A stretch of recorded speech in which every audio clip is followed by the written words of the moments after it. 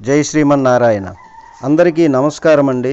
కార్తీక మాసంలో త్రిమూర్తులను పూజించడం వలన విశేషమైన ఫలితాలను పొందవచ్చు. ఈ వ్రత కథను వింటే ధనవంతులు అవుతారు, మోక్ష ప్రాప్తి కూడా కలుగుతుంది. త్రినాద వ్రత కథ. మనస్సు నిర్మలంగా ఉంచుకొని ఈ కథ వినాలి. ఈ త్రినాదుల చరిత్రము మాటిమాటికి విన్నను అమృతము వలె ఉండును. శ్రీపురం అను గ్రామమునందు మధుసూదనుడను ఒక బ్రాహ్మణుడు ఉండేవాడు. మిక్కిలి దరిద్రుడొకటిచే భిక్షమెత్తుకొని జీవించేవాడు. ఆ బ్రాహ్మణునకు ఒక కుమారుడు జన్మించెను. తల్లికి పాలు లేనందున పిల్లవాడు ఎలా బ్రతుకగలడు? పాలు చాలనందున ఆ బాలుని శరీరము దినదినము కృషించుచున్నది. ఆ బాలుడు చిక్కిపోవుచున్నందున ఆ బ్రాహ్మణుని భార్య పెనిమిటితో ఇలా అంది: అయ్యా, నేను చెప్పిన మాట శ్రద్ధగా వినండి. మన పిల్లవానికి పాల నిమిత్తము పాలుగల ఆవునొకటి తీసుకురండి అని చెప్పగా, ఆ మాట విని భర్త ఏమని చెప్పుచున్నాడంటే, ఓసి, నీకు వెర్రి పట్టినదా? మనము చూడగా కడు బీదవారము, పాలు ఇచ్చే ఆవు ఎలాగున దొరుకుతుంది? ధనరత్నములు మన వద్ద లేవు కదా.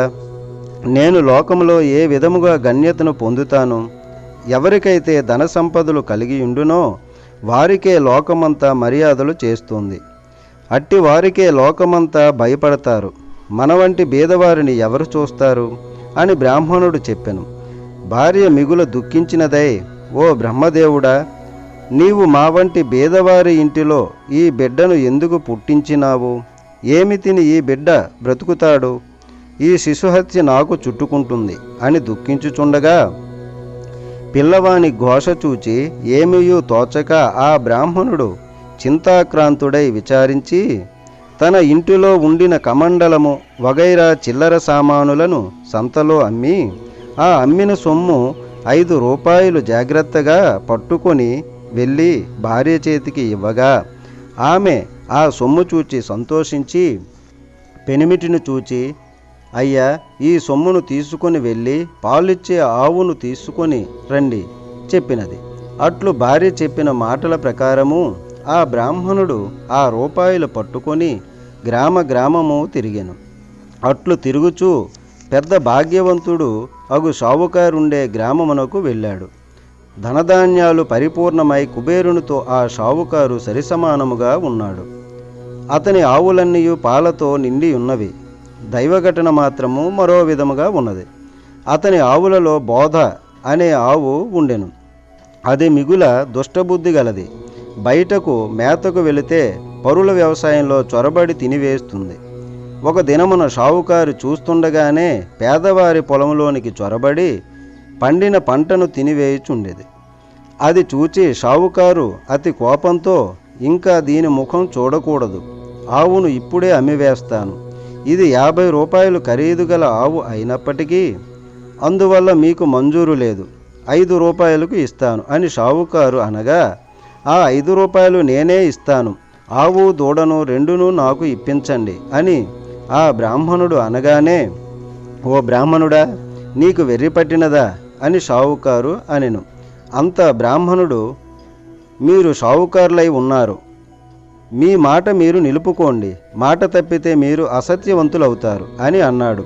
ఆ బ్రాహ్మణుడు అన్న మాటలు షావుకారు విని తన మదిలో విచారించి, తెలియక అనివేసినాను, ఈ బ్రాహ్మణుడు ఎక్కడ నుండి వింటున్నాడో, ఈ ఆవును అతనికి ఇవ్వకపోతే నాకు అసత్యము ప్రాప్తించును కదా అని బ్రాహ్మణుని చూచి చెయ్యి చాచినాడు. వెంటనే సొమ్ము పుచ్చుకొని ఆవును దూడను బ్రాహ్మణునకు షావుకారు ఇచ్చివేయగా, ఆ ఆవును దూడను తోలుకొని అచటి నుండి బయలుదేరి తన ఇంటికి వచ్చి వేసినాడు. ఆ ఆవును చూడగానే బ్రాహ్మణ స్త్రీ చంద్రుని చూచిన కలువల వలె సంతోషపడెను. వెంటనే పాళ్ళు పితికి కుమారునికి పోసి ఆనందము పొందినది. ఇట్లు కొన్ని దినములు గడిచిన తరువాత ఆవు ఎటుపోయినదో కనిపించలేదు. ప్రొద్దుపోయేడి వేలైనది. ఆవు రాకపోవడం చూచి బ్రాహ్మణుడు వెదగబోయినాడు. వీధులలోనూ సమీపమున ఉన్న వ్యవసాయ భూముల్లోనూ కూడా వెతికాడు. ఆవు కనిపించలేదు. తెల్లవారగానే నిద్ర మేల్కొని ఆవును వెతుకుటికై బయలుదేరి కొంత దూరం నడిచి వెళ్ళి తోటలో ఒక చెట్టును చూచినాడు. అది ఒక గొప్ప మర్రి చెట్టు. పైన 3 మనుష్యులు కూర్చుని ఉన్నారు. వారు వరుసగా బ్రహ్మ, విష్ణు, మహేశ్వరులు, వారే త్రిమూర్తులు. అటువంటి చెట్టు క్రింద బ్రాహ్మణుడు కూర్చొని ఆయాసం తీర్చుకొని లేచిపోవచుండగా త్రిమూర్తులు బ్రాహ్మణునితో, ఓ విప్రుడా, నీ మనస్సుకు ఎందుచేత దుఃఖము కలిగినది? నీవు ఎక్కడికి వెళ్ళుచున్నావు? ఆ సంగతిని మాతో చెప్పుమనగా బ్రాహ్మణుడు చేతులు జోడించి, అయ్యా, నేను కడు బీదవాడను, భిక్షమెత్తుకొని బ్రతికేవాడును. నాకు ఒక ఆవు ఉన్నది, అది కనిపించుట లేదు. ఈ దినము శ్రీపురములో సంత అగుచున్నది. ఆ సంతకు వెళ్ళి వెతికెదను. ఎవరైనా దొంగిలించి తీసుకుని పోయినట్టయితే ఆ సంతలోనే అమ్ముతారు గదా. త్రినాథ స్వాములారా, ఈ ఉద్దేశంతోనే నేను వెతుక్కుంటూ వెళ్ళుచున్నాను అని తన సంగతిని చెప్పెను. అది విని బ్రాహ్మణునకు త్రిమూర్తులు, నీవెలాగూ సంతకు వెళ్ళుచున్నావు కదా, మా నిమిత్తము ఏమన్నా కొన్ని దినుసులు కావాలని అడిగి త్రిమూర్తులు ఇట్లనిరి, 1 పైసా ఆకు చెక్క, 1 పైసా నూనె మాత్రము తెచ్చి ఇమ్మని చెప్పిరి. ఆ మాటలను విని బ్రాహ్మణుడు ఏమని చెప్పుచున్నాడంటే, ఓ త్రిమూర్తులారా, నాకు పైసాలు ఎక్కడ దొరుకును? నేను బీదవాడును గదా, భిక్షమెత్తుకుని జీవించుచున్నాను అని అనగా త్రిమూర్తులు ఏమి చెప్పుచున్నారంటే, ఓ బ్రాహ్మణుడా, విను. అదిగో ఆ గోరంటు పొద కనిపించుచున్నది గదా, దాని మొదట 3 పైసాలున్నవి. ఆ మాటలను విని బ్రాహ్మణుడు వెళ్ళి ఆ గోరంటు గడ్డి మొదలు పైకి లాగేసరికి 3 పైసాలు దొరికినవి. ఇంకా ఉండునేమో అని ఆ చెట్టుని ఇంకనూ పైకి లాగుచున్నాడు. అది చూచి త్రినాథుల వారు, బ్రాహ్మణుడా, నీకు వెర్రి పట్టినదా? అందులో పైసలు ఇంకా లేవు, ఎంత దొరికినదో అంతే యుండును అని అన్నారు. ఆ మాటలను బ్రాహ్మణుడు విని అతట నుండి వెళ్ళిపోయెను. కొంత దూరం వెళ్ళి తిరిగి వచ్చి ఆ చెట్టు కింద నిలిచి చేతులు జోడించగా త్రినాథులు ఇట్లు పలికిరి, ఓ విప్రుడా, తిరిగి ఎందుకు వచ్చావనగా, అయ్యా, మీరు చెప్పిన వస్తువులు నేనెలాగున తెస్తాను అని ప్రశ్నించగా, నీ పై మీద గావంచాలో తెమ్మని త్రినాథులు అన్నారు. అందులోక బ్రాహ్మణుడు, గావంచాలో నూనె ఎలా ఉంటుంది? మీరు జగత్కర్తలు, నాతో కపటముగా చెబుతున్నారు అని అనగా, ఓయి, నీతో కపటముగా చెప్పలేదు, మమ్ము తలచుకొని నూనెను గావంచాలో పోసి తీసుకురమ్మని చెప్పగా ఆ బ్రాహ్మణుడు శ్రీపురం సంతలో ప్రవేశించినాడు. వెళ్ళి చూడగా తన ఆవు కనిపించలేదు. ఆకులు ఒక్కలు తీసుకొని నూనె కోసం బజారునకు వెళ్ళి తెలకల వానితో 1 పైసా నూనె గావంచాలో పోయమన్నాడు. అందులోక తెలకలవాడు ఆశ్చర్యపడి, ఈ బ్రాహ్మణుడు పిచ్చివాడు కాబోలని నూనె లేదు అని చెప్పినాడు. అక్కడ నుండి వెళ్ళి ఒక ముసలి తెలకల వానిని చూచి నూనె అడిగినాడు. అంతా ముసలివాడు దిగమట్టు నూనె ఎంతటిది కావాలని అడుగగా 1 పైసా నూనె మాత్రము ఇమ్మని బ్రాహ్మణుడు గావంచాను చూపినాడు. తెలకలవాడు, ఈ బాపనయ్య వికారపువాడు కాబోలు, వీనిని మోసం చేసి పైసాలు తీసుకుంటాను అని ఆలోచించి కొలత పాత్రను తిరగవేసి నూనె కొలత వేసి ఇచ్చినాడు. విప్రుడు గావంచా కొనచెంగు పట్టుకొని అతడి నుండి వెళ్ళిపోయినాడు. అంతే, తెలకలవాని కుండలో నూనె కొంచెమైనను లేకుండా పోయినది. అది చూచి తెలకలవాడు మూర్చపోయినాడు. తెలకల వాళ్ళందరూ పరుగెత్తుకు వచ్చి ముసలివాని ముఖంపై నీళ్లు చల్లి సేదదీర్చి కూర్చుండబెట్టినారు. ఏమి చెప్పుదును? ఎక్కడి నుంచో ఒక బ్రాహ్మణుడు వచ్చి గిద్దెడు నూనె కొన్నాడు. ఇప్పుడు ఇట్లు వెళ్ళినాడు. కుండలో చూడగానే నూనె లేదని చెప్పగా అందరూ విచారించినారు. ఆ విప్రుడు మా వద్దకు వచ్చి మమ్ము కూడా నూనె అడిగినాడు. లేదని అనగా వెళ్ళిపోయినాడు. ఇలాగున అందరూ విచారించి పరుగెత్తుకొని విప్రుని వద్దకు వెళ్ళి ఇలా అన్నారు, విప్రుడా, విను, మీరు నూనె కొన్నారు గదా, అది కొలతకు తక్కువగా ఉన్నది, పూర్తిగా ఇచ్చివేస్తాము, పట్టుకొని వెళ్ళండి అన్నారు. మళ్ళీ విప్రుడు సంతకు వెళ్ళినాడు. ఈసారి ముందు తెచ్చిన దుత్తతోనే చమురు సరిగా కొలవగా ఎప్పటి వలనే దుత్త భర్తీ అయిపోయినది. అది చూచి ముసలి తెలకలవాని ఆనందము చెప్పనలవి కాకపోయినది. విప్రుని గావంచాలో చమురును ఉంచినారు. అది పట్టుకొని విప్రుడు వెళ్ళిపోయినాడు. త్రిమూర్తుల వారికి పై సామానులు ఇచ్చివేసి వారిని సెలవు అడిగినాడు. సెలవు అడగగానే త్రిమూర్తులు విప్రునితో ఏమన్నారంటే, ఓయి, నీ కష్టము చూచి మా మదిలో దయ కలిగినది. ఒక మాట విను, నీవు త్రినాదుల సేవ చేసేదివేని నీ దరిద్రము పటాపంచలమై అధిక సంపదలు కలుగునని త్రినాదులు అనగా విని, స్వామి, ఏ ఏ వస్తువులతో మిమ్మలను పూజ చేయవలన అనగా త్రినాదులు ఇలా అన్నారు, ఓ ద్విజుడా, వినుము, మా పూజకు అధిక ద్రవ్యము అక్కరలేదు, కొంచెముతోనే తృప్తి పొందుదుము. ఇప్పుడు నీవు తెచ్చిన 3 పైసాల సామాగ్రి చాలును. త్రిమూర్తుల పూజా ద్రవ్యము ఇంతే. మాకు వీనుతోనే మేళా చేయము. దీప ప్రముదలు 3 చేసి అందులో చమురు వేసి ఒత్తులు వేసి ఆకు చెక్కలు జాగ్రత్తగా చేసి ఉంచి రాత్రి తొలిజాములో నీ ఇంటిలోనికి నీ స్నేహితులను పిలిచి పూజా ద్రవ్యములను తెచ్చి అచట ఉంచి సకల పదార్థములను స్వాములకు సమర్పించవలను. అలాగున చేసిన సకల పాపములు నివారించును. అది విని ద్విజుడు పూజ చేయుటకు ఉపక్రమించును. చెట్టు మొదటనే పూజ ఆరంభించినాడు. అప్పుడు త్రిమూర్తులు నీ గావంచా చెంగు చీరి ఒత్తులు చేయమనగా ద్విజుడు చెప్పుచున్నాడు, నేను బేద బ్రాహ్మణులను భిక్షమెత్తుకొని దినమును గడుపుకొని కుటుంబ పోషణ చేసుకొనుచున్నాను. అన్న వస్త్రములకు బహు కష్టపడుచున్నాను. దీపము ముట్టించుటకు అగ్గి లేదు. నా గావంచ ఒత్తులకు ప్రాప్తమైనది. నా ఆవు దొంగల పాలైనది. నా కుటుంబము వారు ఉపవాసముతో ఎదురు చూస్తూ ఉంటారు.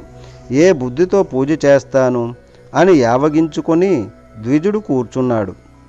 అది చూచి త్రిమూర్తులు, ఓ ద్విజుడా, మదిలో చింతపడకు, నీ ఆవు పెయ్యి దొరుకుతాయి. నీవు నీ కుటుంబము సౌఖ్యముగా ఉంటారు. వస్త్రములు కూడా దొరుకునని చెప్పినారు. అంతటా బ్రాహ్మణుడు చేతులు జోడించి, స్వాములారా, అటువంటి భాగ్యము నాకు ఎప్పుడు కలుగుతుందో అప్పుడు 5 మేళాలు స్వామివారికి ఇస్తాను.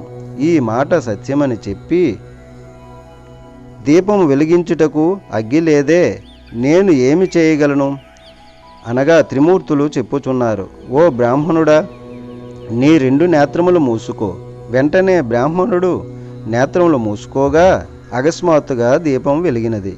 అది చూచి బ్రాహ్మణుడు ఆనందించి స్వామికి మేళా సమర్పించినాడు. మేళా ఇచ్చివేసి ఆనందంతో బ్రాహ్మణుడు చేతులు జోడించి సాష్టాంగ దండ ప్రణామము కొనరించినాడు. త్రిమూర్తుల వద్ద సెలవు పొంది కొంచెము దూరము నడిచి వెళ్ళుచుండగా త్రోవలో ఆవును దూడను చూచి సంతోషించి, త్రినాదుల వారు నా యందు దయ ఉంచి ఆవును పెయ్యను తెచ్చి ఇచ్చినారు. వారి పూజ బాగుగా చేసినాను అని భావించుకొని ఆవును దూడను తోలుకొని ఇంటికి చేరినాడు. చూడగా తన ఇంటిలో సిరి సంపదలు పరిపూర్ణముగా ఉన్నవి. అది చూచి అధికముగా సంతోషము పొంది కడు శ్రద్ధతో పూజ అర్పించి వేసినాడు. చేయవలసిన కార్యక్రమముల అందరికీ విశదముగా తెలియపరిచినాడు. తన స్నేహితులను రప్పించి వెనుకటి వలనే మేళా సమర్పించినాడు. మేళా చేయు పద్ధతిని అందరికీ చెప్పగా అంతా ఒప్పుకున్నారు. ఆ రాజ్యములో ఉన్న ప్రజలు అందరూ త్రినాద పూజ చేసినారు. అందరి ఇండ్లయందు సుఖ సంతోషములు నిండెను. దానివల్ల షావుకారులందరూ వ్యాపారములు మూసివేసినారు. అందరూ ఆ దేశపు రాజు వద్దకు వెళ్ళి ఫిర్యాదు చేసినారు. వారిని చూచి రాజు, మీరందరూ ఎందుకు వచ్చినారు అని అడుగగా, అయ్యా, మా ఫిర్యాదు మీరు వినవలేను. మధుసూదనుడను బీద బ్రాహ్మణుడు ఒకడు భిక్షమెత్తుకుని జీవించేవాడు. శ్రీపురము వెళ్ళి వచ్చి త్రినాద మేళాను ఆచరించినాడు. త్రినాదులు ఏ దేవతలో వారిని ఆ బ్రాహ్మణుడు పూజించగానే సకల సంపదలు అతనికి కలిగినవి. ఊరిలోనున్న రైతులు 50 మంది త్రినాద మేళా చేసినారు. గ్రుడ్డివారు, కుంటివారు అందరూ కూడా ఈ మేళా చేసినారు. అందరూ మోక్షమందినారు. ధనధాన్యాలు కలిగి కుబేరునితో సమానమైపోయినారు. మా వ్యాపారములు పోయినవి. మా క్రయ విక్రయములు ఎలాగున జరుగుతాయి అని చెప్పగా రాజా ఆ మాటలు విని చాలా కోపము తెచ్చుకొని సకల జనులను పిలిపించి కోపముతో ఇట్లన్నాడు, త్రినాదులనే దేవతలు ఏమి దేవతలు? వారిని మీరు ఎలా పూజించుచున్నారు? నేను చెప్పుచున్నాను వినండి. ఆ పూజ మీరు చేయకూడదు. అట్లు పూజ ఎవరు చేస్తారో వారు 500 రూపాయలు జరిమానా ఇచ్చి 6 మాసాలు ఖైదులో ఉండవలసింది. అటులు కాని ఎడల శూలం వేయబడుదురని రాజుగారు ప్రజలందరికీ తాకీదు ఇచ్చి పంపినారు. ఈ సంగతి త్రినాదుల వారికి తెలిసి ఆ రాజునకు దండన విధించినారు. దాని ఫలితముగా రాజకుమారుడు చనిపోయినాడు. నగరంలో ఏడ్పు ఘోష వినిపించుచున్నది. ప్రజలందరూ విని రాజవద్దకు పరిగెత్తినారు. రాజు దైవకృప తప్పడం వల్ల తన కుమారుడు చనిపోయినాడని అనుకుంటూ ఉన్నాడు. కుమారుని ముఖం చూస్తూ రాజు ఏడ్చుచున్నాడు. తల్లి, బంధువులు మొదలగు వారంతా దుఃఖించుచున్నారు. దహనము చేయుటకై స్వర్ణభద్ర నదీ తీరమందు ఆ శవమును ఉంచారు. త్రినాదులకు దయ కలిగినది. రాజకుమారుని బ్రతికించి వేతుమా, మనకు పేరు ప్రఖ్యాతులు కలుగును అని బాగుగా ఆలోచించి బ్రాహ్మణ రూపంలో ఆ శ్మశానమునకు వచ్చినారు. రాజును వారి సమూహమును చూచి, మీరందరూ ఈ నదీ తీరమునకు ఎందులకు వచ్చినారు? ఏల విచారముగా కూర్చున్నారు? ఈ పిల్లవాడు ఎందుకు పండుకొని ఉన్నాడు? ఇతని శరీరంలో చల్లదనము కలదే అని అడుగుగా అంతా త్రిమూర్తులతో ఇలా అన్నారు. మీతో ఏమి చెప్పగలము? రాజకుమారుడు చనిపోయినాడు. ఆ రాజేమి దోషము చేసినో గాని ఈతడు చనిపోయినాడు అనగా ఈ కుర్రవాడు చనిపోలేదు. త్రినాదుల వారికి రాజు అపరాధము చేసినందున ఈ చావు కలిగినది. ఇప్పుడు మీరందరూ త్రినాదులను భజించితే ఈ బాలుడు లేచి కూర్చుంటాడు. మా మేళా చేయుటకు రాజు ఒప్పుకున్నట్లయితే ఈ రాజకుమారుడు బ్రతుకగలడు అని చెప్పి త్రిమూర్తులు అదృశ్యులైనారు. అందరూ వారి మాటలను విని త్రినాథస్వాముల పేరు ఆ రాజుతనయుని చెవిలో చెప్పినారు. 7 మేళాలు చేయుటకు ఒప్పుకున్నారు. అలా ఒప్పుకోగానే రాజకుమారుడు లేచి కూర్చున్నాడు. అది చూచి అందరూ సంతోషమును పొందినారు. అప్పుడు త్రిమూర్తుల పేరును మాటిమాటికి స్మరించినారు. అందరి నోటి నుండి వెలువడిన పలుకులు సముద్ర గర్జన వలె వినిపించినవి. అటువంటి సమయమున ఒక వర్తకుడు ఆ ఊరి మీదుగా తన ఓడలలో విదేశములకు సరుకులను తీసుకువెళ్ళుచుండెను. ఆ ఓడలను నడిపించుకొని స్వర్ణభద్ర నదీ తీరమున ప్రవేశించినాడు. ఘోష చేసిన స్థలము దగ్గరకు వెళ్ళినాడు. వారిని చూచి, జనులారా, త్రినాదుల పేర్లు ఏమి పేర్లు? మీరేల స్మరించుచున్నారు? వినడానికి శ్రద్ధగా ఉన్నవి అనగా రాజుగారి మనుష్యులు ఇట్లా అన్నారు. ఓ వర్తకుడా, వినుము. బ్రహ్మ, విష్ణు, మహేశ్వరులు అనేవారు త్రినాథస్వాములు. అటువంటి ప్రభువులను మా రాజుగారు మన్నించనందున అపరాధుడైనాడు. ఆ అపరాధము వలన ఈ రాజకుమారుడు చనిపోవుటచే ఇతనిని మేము తీసుకువచ్చి అగ్ని సంస్కారము చేయుటకు కూర్చుని ఉన్నాము. ఇది చూచి ఆ ప్రభువులకు దయగలిగెను. వచ్చి వీనిని బ్రతికించితిరి. అందుకు 7 మేళాలు చేయుటకు ఒప్పుకున్నాము. వెంటనే రాజకుమారుడు బ్రతికి కూర్చుండెను. ఈ విధముగా వారు చెప్పగా విని షావుకారు మదిలో సంతోషించి, అటువంటి ప్రభువులు ఎక్కడ ఉందరో చనిపోయిన రాజకుమారుణ్ణి బ్రతికి కూర్చుండెను. నా ఓడలు ఒడ్డున అడ్డుకొని ఉన్నవి. నేను ఈ ఓడపై వెళ్ళి వస్తాను. నా ఇంటికి సుఖంగా చేరుకుంటాను. నాకు వ్యాపారంలో నష్టము రాకపోయినట్లయినా ప్రభువుల వారికి 5 మేళాలు చేస్తాను. ఇట్లు మనస్సులో సంకల్పించుకొని ఓడపై కూర్చొని నడిపించుకొని వెళ్ళిపోయినాడు. పైదేశము వెళ్ళి అచట గొప్ప లాభమును పొంది తిరిగి వచ్చి ఓడ నది ఒడ్డున లంగరు వేయించి ఇంటికి వెళ్ళినాడు. తన నౌకర్లందరూ ఓడలోని ధనమును మోసుకొని పోయినారు. ధనమును ఇంటిలో వేసుకొని షావుకారు సంతోషముతో ఉన్నాడు. ధనమును చూచి ప్రభువుల వారి మేళాలు మరిచెను. అందుకు ప్రభువులకు కోపము కలిగి దండన చేసినారు. ఓడ నీటిలో మునిగిపోయినది. నౌకర్లు, ఓడలోనున్న వారందరూ నీటిలో మునిగిపోయిరి. అది తెలిసి అతను కూడా భూమిపై పడి గోల పెట్టినాడు. మరికొంతసేపటికి తెలివి తెచ్చుకొని ఏడ్చుచుండగా ఆకాశములో నుండి త్రినాదులు, నీవు మాకు మేళాలు ఇచ్చినావు కావు, అందుచేతనే ఓడ మునిగినది. నీవు 5 మేళాలు సమర్పించినట్లయినా నీ ఓడ నీకు ప్రాప్తించును అని సెలవిచ్చినారు. అది విని షావుకారు మదిలో దుఃఖించి, ముందు నేను సంకల్పము చేసి ఉంటిని, ప్రభువుల మహిమను మరచితిని. ఇప్పుడే త్రినాదుల వారికి మేళా ఇస్తాను అని మదిలో నిశ్చయించుకొని మేళాకు కావలసిన సామాగ్రి తెప్పించి స్నేహితులను రప్పించి ప్రభువుల వారికి మేళా సమర్పించి ప్రార్థించినాడు. నీటిలో మునిగిపోయిన ఓడ వెంటనే పైకి తేలినది. అది చూచి పట్టలేని సంతోషము పొందెను. పరిచారకులు, నౌకర్లు ఓడలో గల మిగిలిన ధనమును కొనిపోయినారు. ధనమును మోయించి షావుకారు ఇంటిలో ప్రవేశించెను. ఆకులు చెక్కలు అన్నీ స్వామివారికి మేళా సమర్పించి సాష్టాంగ దండ ప్రమాణములు చేసినారు. రాజ్యమంతా త్రినాథస్వామి మేళా గురించి ప్రకటనలు పంపినారు. మేళాను చూచుటకు అంతా వస్తున్నారు. ఇట్టి స్థితిలో గ్రుడ్డివాడొకడు త్రోవను పోయేవారితో, అన్నా, మీరెవరు? మీ పేరేమిటి? మీరెక్కడికి వెళ్తున్నారు అనెను. వారు మేళా చూచుటకు అనిరి. అది విని గ్రుడ్డివాడు, నాకు కండ్లు కానరావు, మీరందరూ నేత్రములతో చూస్తారు, నేను దేనితో చూస్తాను అని అనగా, గ్రుడ్డివాడ, త్రినాథస్వామి వారిని భజింపుము, నీ కన్నులు బాగుగా కనబడును, ప్రభువుల వారి మహిమను చూడవచ్చును అని చెప్పి వారంతా మేళా వద్దకు వెళ్ళి ప్రవేశించినారు. గ్రుడ్డివాడు ఆ త్రోవలో కూర్చొని స్వామివారిని భజించుచున్నాడు. అట్లు భజన చేయుచుండగా కొంచెము కన్నులు కనిపించినవి. అప్పుడు గ్రుడ్డివాడు కొంత దూరం పోయినాడు. దారిలో ఒక సొట్టవాడు కూర్చుని ఉన్నాడు. వానిని చూచి చూడగా, నీవు గ్రుడ్డివాడవు, ఇంత కష్టముతో ఎక్కడికి వెళ్ళుచున్నావు అని అడిగాను. గ్రుడ్డివాడు చెప్పుచున్నాడు, అన్నా, నేను మేళాను చూచుటకు వెళ్ళుచున్నాను.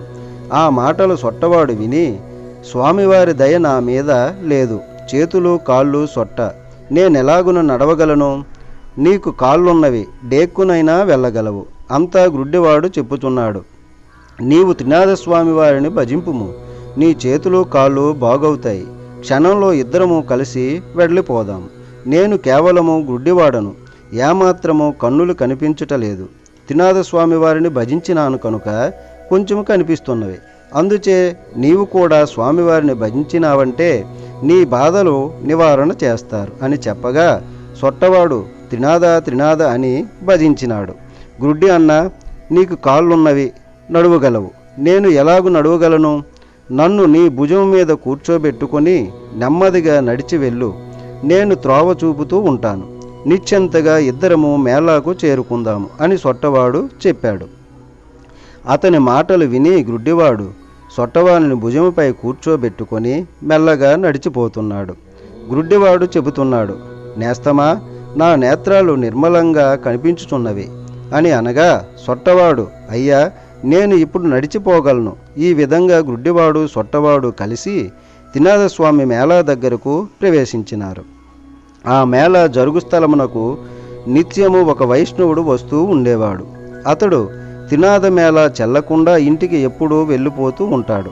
అతనిని ఈ ప్రొద్దున మన స్థానమందు కూర్చుండబెట్టవద్దు అని అనుకొని మేళా చేయవారంతా వైష్ణవుడు రాగానే చూచి, మేళా చెల్లకుండా నీవు వెళ్ళుచున్నావు కాబట్టి నిన్ను మేళా వద్దకు రాకుండా ఆపు చేయడమైనది అని చెప్పగా, వైష్ణవుడు ఏమి చెప్పుచున్నాడంటే, నాయనలారా, నా అపరాధమును క్షమించండి, ఇక నుండి మేళా కాకుండా వెళ్ళను. నేను నికరముగా చెప్పుచున్నాను, నా గురువు ఇక్కడకు వచ్చినా సరే విడిచి వెళ్ళను. దైవయాగమున ఆ క్షణమే గురువు వచ్చి వైష్ణవి ఇంటికి వెళ్ళి, నా శిష్యుడు ఎక్కడకు వెళ్ళినాడు, ఈ దినము అతడు అగుపించలేదే అని వైష్ణవుని గురించి అతని తల్లిని అడిగినాడు. అప్పుడు అతనితో ఇలాగున చెప్పినది, నా కుమారుడు మేళా వద్దకు వెళ్ళినాడు. గురువు మేళా ఎవరిదని అడుగగా, అందులకా ముసలిది, అది త్రినాథ మేళ అని చెప్పినది. ఆ మాటలు విని గురువు అక్కడకు వెళ్ళి చూడగా అంతా స్వామివారిని భక్తి శ్రద్ధలతో పూజ చేయిస్తున్నారు. అది చూచి గురువునకు కోపం వచ్చి బాగా తిట్టి మేళా స్థలమును సామాగ్రిని కాలితో తన్నివేశాడు. తరువాత వైష్ణవుని పట్టుకొని భరభర లాక్కుపోయాడు. కొంత దూరం వెళ్ళేసరికి బోరున వర్షము కురియసాగినది. కటిక చీకటి కావడం వలన త్రోవ కనిపించడం లేదు. గురు శిష్యులు చెల్లా చెదురై అతి కష్టము మీద గురువుగారి ఇంటికి చేరుకున్నారు. గురువు ఇంటిలో చూడగా అతని తల్లి గడప వద్ద కూర్చుని ఏడ్చుచున్నది. గురువు ఆశ్చర్యపడి లోనికి పోయి చూడగా అతని భార్య కుమారుడు చనిపోయినారు. వారిని చూచి గురువు మూర్ఛపోయాడు. శిష్యుడు గురువును పట్టుకొని లేపి కూర్చుండబెట్టి ముఖంపై నీళ్లు చల్లి, అయ్యా, తమరు త్రినాథ స్వామి వారికి అపరాధులు, త్రినాథ మేళాను పాడు చేసినారు, అందుకే మీకిది ప్రతిఫలము. మీరు నిష్ఠతో స్వామివారి మేళాను చేసిన ఎడల మీ భార్య కుమారులు బ్రతుకుతారు అని శిష్యుడనగా, ఆ మాట విని గురువు 5 మేళాలు ఇచ్చుటకు ఒప్పుకొనగా వెంటనే భార్య కుమారులు లేచి కూర్చున్నారు. త్రినాథమేళ పాడు చేసినందుకు నాకు తగిన శిక్ష దొరికింది. నేను మూర్ఖుడను, అధముడను, ప్రభువుల వారి మహిమను తెలుసుకోలేకపోయితిని అని ప్రభువుల వారిని క్షమాపణ వేడి, మేళాకు కావలసిన పదార్థములు యావత్తు తెప్పించి అందరితో కలిసి మేళా సమర్పించినాడు. నూనె కాండము చెల్లినది, ప్రభువుల వారి పూజ కావచ్చినది. ఆకులు చెక్కలు అందరూ పంచుకొని సేవించి సుఖం అనుభవించినారు. కార్తీక మాసం ఆదివారం రోజున ఈ వ్రతాన్ని చేసుకోవాలి. ఈ వ్రతానికి ముఖ్యంగా 3 వస్తువులైతే కావాలి. ఆకులు చెక్కలు. 3వ వస్తువు అయితే నేను ఈ వీడియోలో చెప్పట్లేదు. ఒకవేళ మీరు ఈ వ్రతాన్ని చేసుకోవాలనుకుంటే నాకు కామెంట్ బాక్స్లో చెప్పండి. 3వ వస్తువు ఏంటో చెబుతాను. వీడియోలో చెప్పకూడదండి, అందుకే చెప్పలేదు. జై శ్రీమన్నారాయణ.